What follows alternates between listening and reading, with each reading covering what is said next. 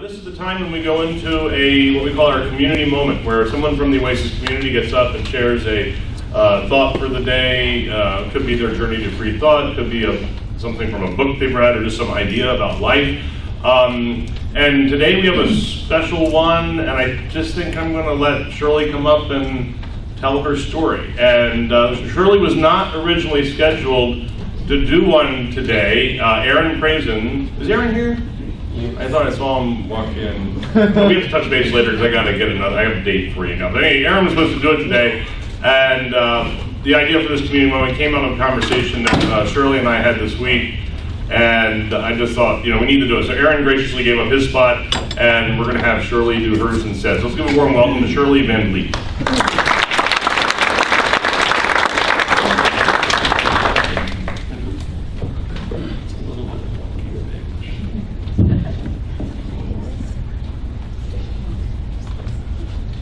Good morning. Glad to be with you.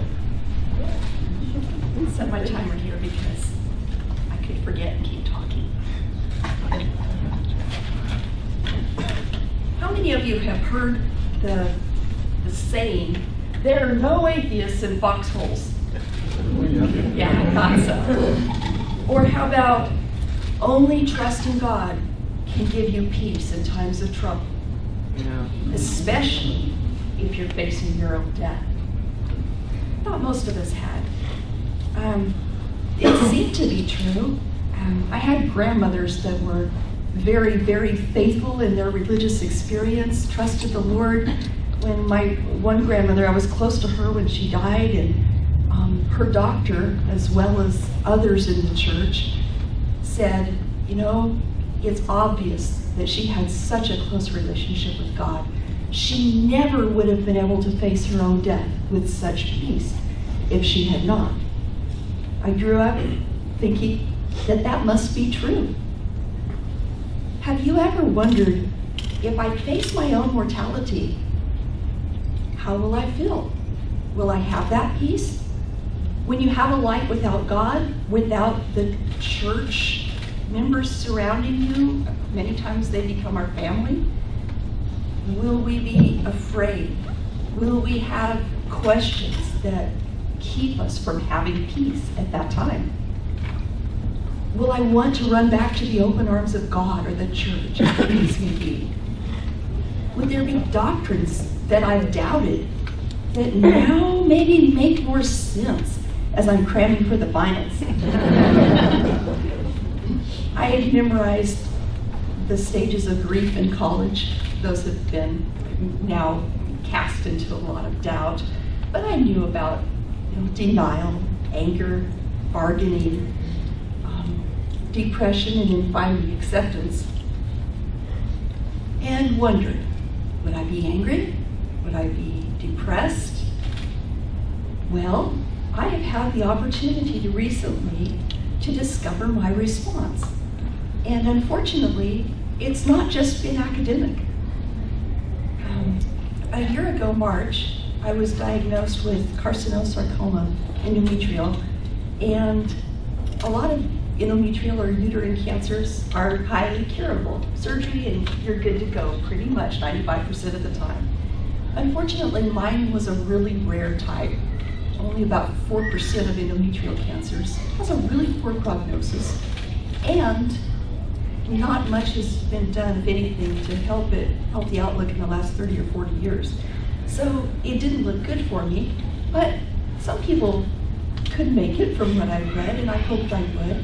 So I had surgery, started chemo, kept working, needed to keep health insurance, and hoped for the best.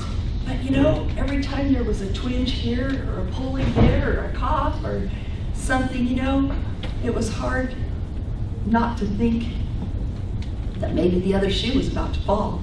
So the first one sure had, and wasn't expecting that at all. Well, this year, the other shoe fell. I thought during this time while I was undergoing chemo and so forth, when I was thinking about those twinges and whether it was coming back or getting worse or really gone, I thought I could spend my life, one of two things is going to happen either way. I could spend it worrying about the cancer coming back. And in that case, it would be kind of like having cancer. I'd be thinking about it all the time. I'd be wondering. I'd be thinking about mortality a lot, not really enjoying life as much. So I decided to wait, to put those thoughts on hold. Maybe it wouldn't come back for me. If I was gonna die soon, I sure didn't want to spend my life thinking about thoughts like that. And if I was gonna live, then I certainly didn't want to spend the rest of a great life worrying about it. So, until I got the news, I just decided I'd put that other shoe away for a while and not think about it. That worked really well for me. I was able to do that and had wonderful friends and a good work experience and so forth. This year when I got the news that it had indeed come back and it had spread through my lungs, abdomen, just everywhere, and it wasn't good, I was interested to see the responses. The responses of family, friends, former church members, they still are church members, co-workers, and even strangers. Strangers had come up and asked me, "What brought you to Houston?" And I said, "Well,"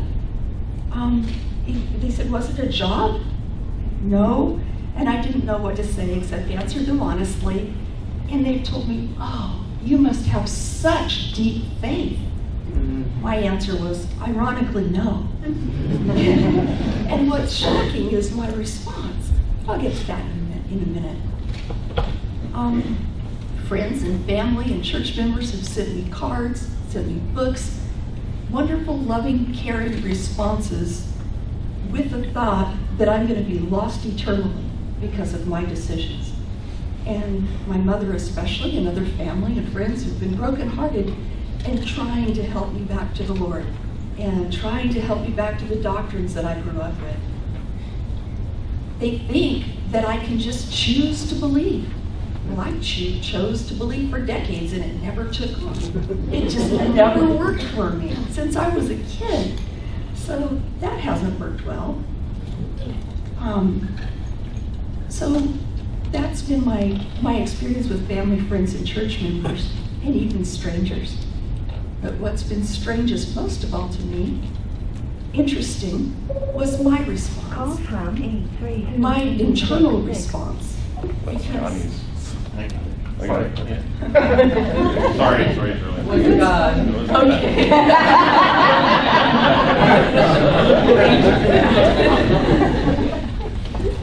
My internal response, just trying to observe from the outside, was that I have been filled with such joy and happiness and peace, and I've been just shocked at how that came.